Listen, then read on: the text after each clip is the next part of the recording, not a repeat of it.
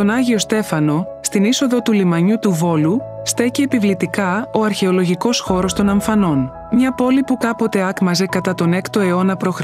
και σύμφωνα με τον ιστοριογράφο Εκατέο το Μιλήσιο, οι Αμφανές ήταν χτισμένες σε δωρικό ρυθμό.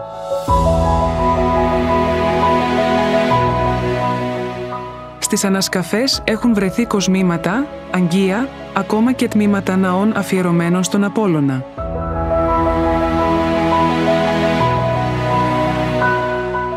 Βάσει της μελέτης των κτερισμάτων στην περιοχή των νεκροταφείων, αποδεικνύεται ότι η πόλη εγκαταλείφθηκε στις αρχές του 3ου π.Χ. αιώνα, με την ταυτόχρονη ίδρυση της αρχαίας πόλης της Δημητριάδος, όπου συμμετείχαν και οι κάτοικοι των Αμφανών.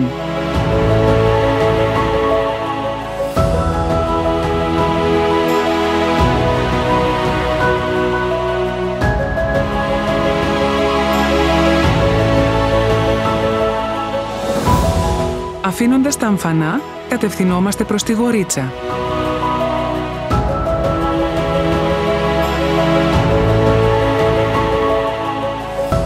Ένας άλλος αρχαιολογικός θησαυρός, χτισμένος σε έναν λόφο που προσφέρει πανοραμική θέα στη θάλασσα.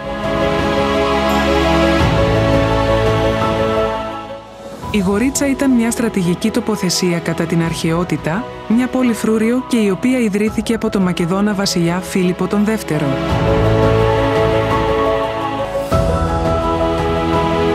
Οι αρχαιολόγοι έχουν ανακαλύψει υπόγειες δεξαμενές νερού, αποχετευτικό σύστημα, ακόμα και τμήματα σπιτιών και η πόλη είχε περίπου 500 σπίτια και οι κάτοικοι της ανέρχονταν σε περίπου 3.500.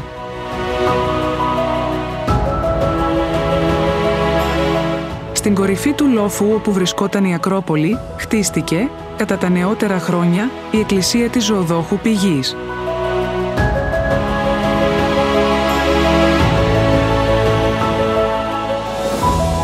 Από το σημείο αυτό, μπορεί να απολαύσει κανείς την πόλη του Βόλου, καθώς και την ανατολική πλευρά του Παγασιτικού με κατεύθυνση προς την Αγριά.